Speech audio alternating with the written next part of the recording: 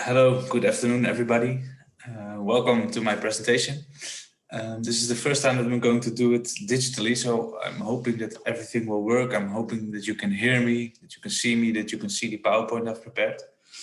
But I'm sure everything will work out smoothly. So my name is Marcel Paquet. I work at Walibi Holland, a theme park in the Netherlands. And today I'm going to talk to you about a neuro research that we did. And the title of the talk is going to be Listen to Your Guests, but Don't Believe Them. So it's all about a rational versus a subconscious TV commercial evaluation. So first up, a little bit about me. As I said, I'm Marcel Paquet. I started working at Walibi Holland September 2018 and used to work at research agencies before that, from 2010 on forwards. I'm the head of strategy, insights and revenue at Walibi. So my focus points are on those three domains. And please feel free to reach out to me via email or telephone after the presentation if you have any questions. And also please feel free to add me on LinkedIn, no problem at all. A little bit about Walibi as well. For those of you who don't know it, we are a theme park located in the Netherlands, in Flevoland to be more precise. And we are owned by Compagnie des Alpes. Compagnie des Alpes is, as the name suggests, a French group. Consists mainly in two branches, ski resorts and theme parks.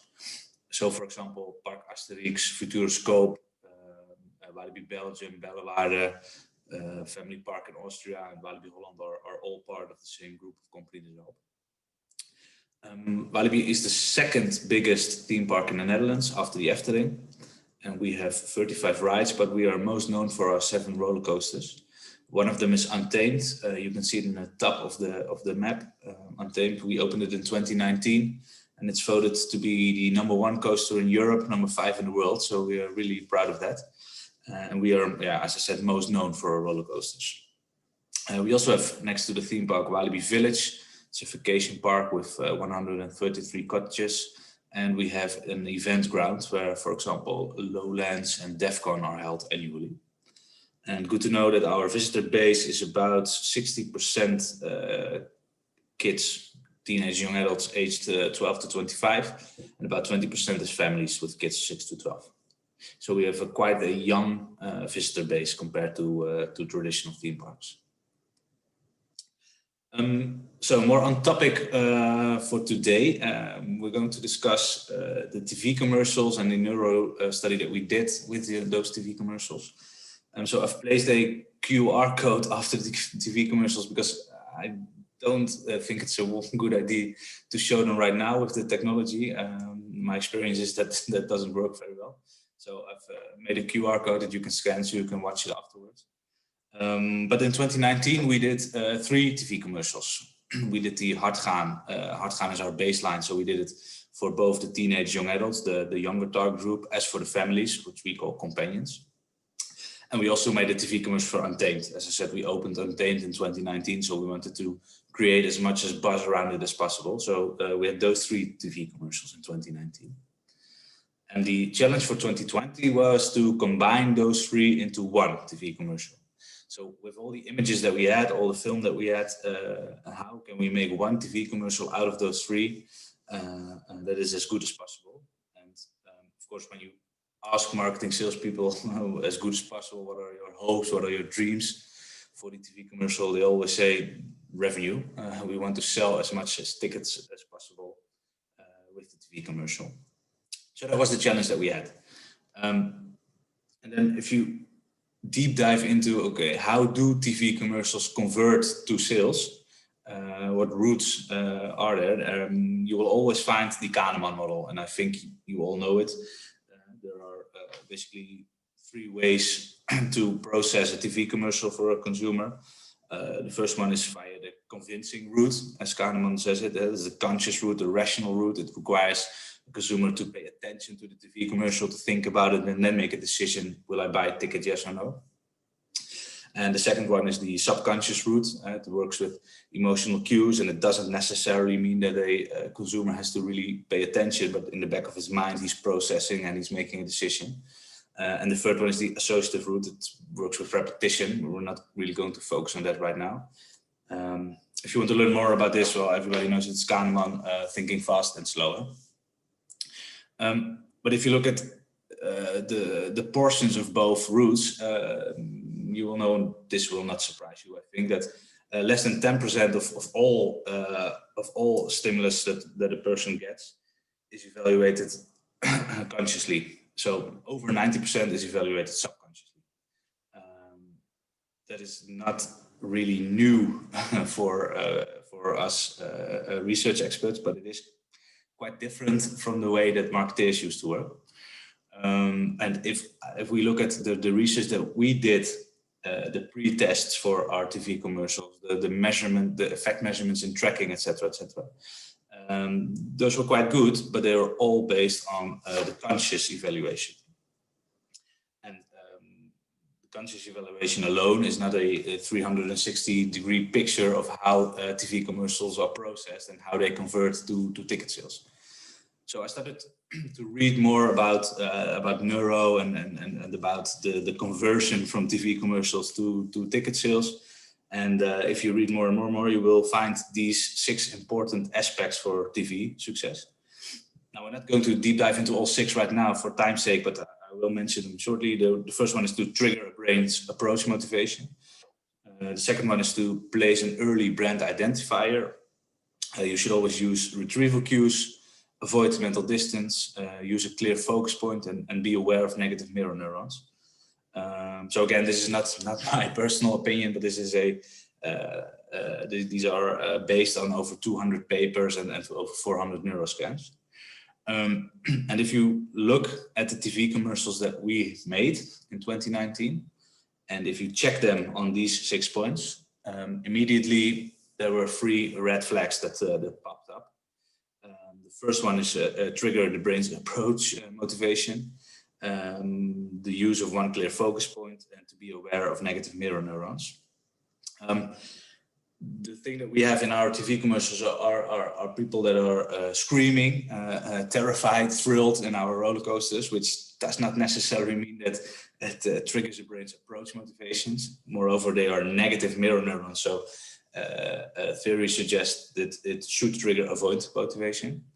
And the other thing that we have, our TV commercials consist of multiple screens in one screen, usually 3, but it's even up to 7 screens. So one clear focus point might be an issue that we have. So with that in the back of my mind, I went to the board and said, I think we should do a neuro study.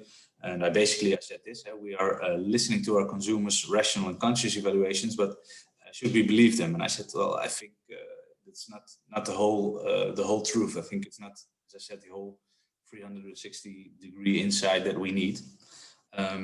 So we decided to do a neuro study, of course, otherwise I wouldn't be telling you this. And the neuro study that we did was quite standard. We did an EEG with an eye tracking, as you see a lot nowadays. We also had a quite standard sample size. We had both the companions as the teenage young adults. And we tested all 3 TV commercials.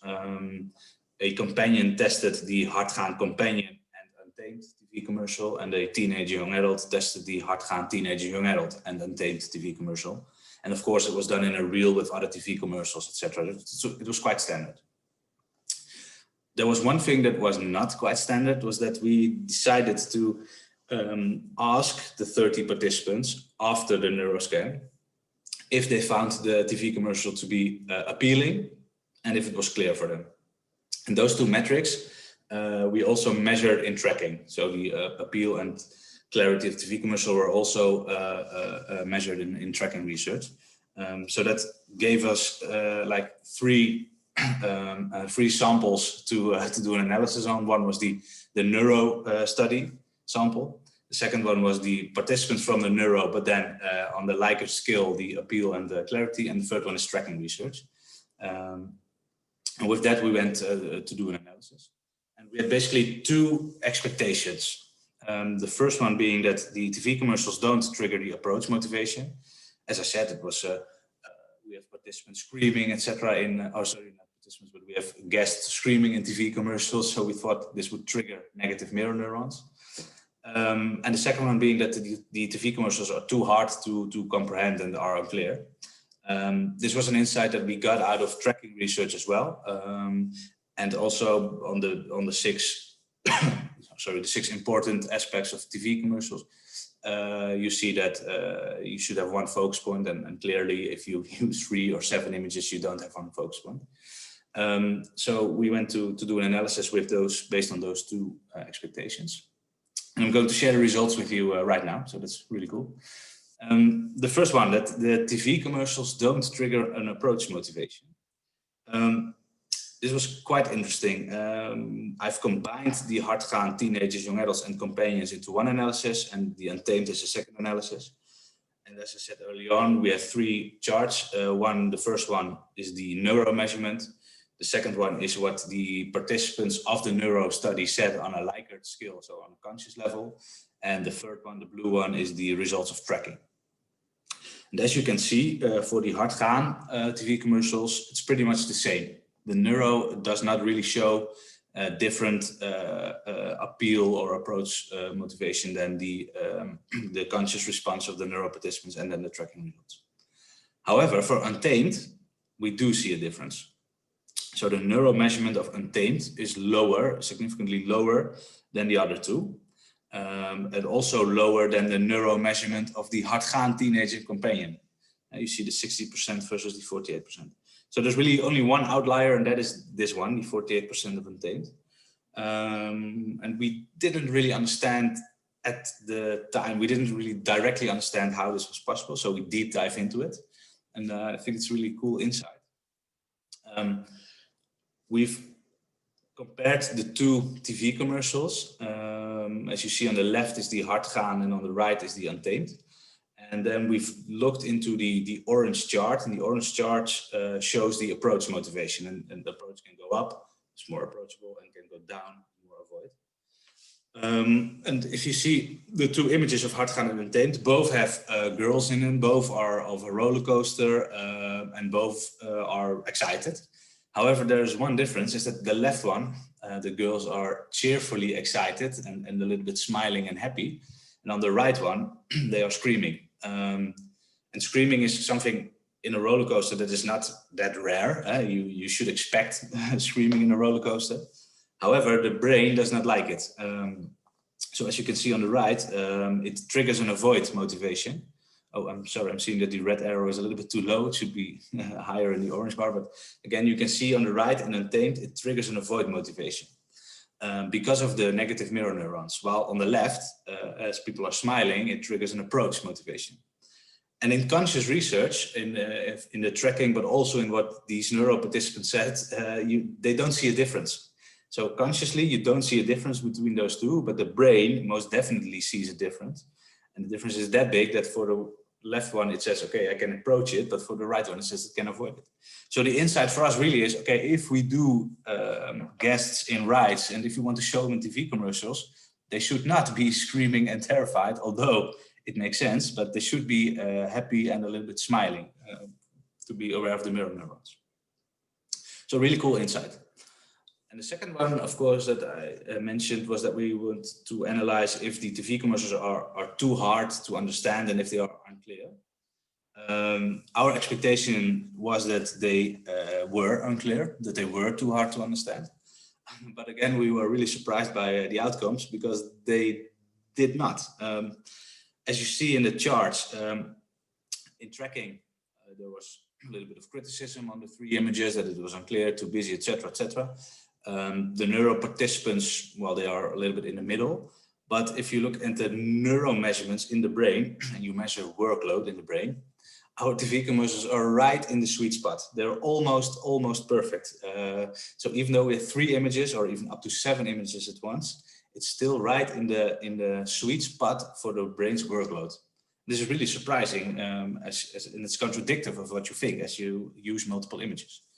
So again, we deep dive into this and to find out what caused this. And what we found out was that the TV commercials are not too busy because consumers only see the middle of the screen. So this is where the eye tracking came in handy. If you look at the eye tracking data, the green, orange, red dots in the picture, you can see that consumers only see the middle of the screen. So even though we have 7 images at once, they only see 1, maybe 2, maybe 3 images, which is for the brain a very good workload to comprehend and to process. So even though that in the conscious research, in the tracking and what the neuro participants said, that there was a little bit of criticism that it is too hard to understand, actually it's not. It's right in the sweet spot. And for us, this was a really good and helpful insight, because it meant that we did not have to change the whole format of the TV commercials.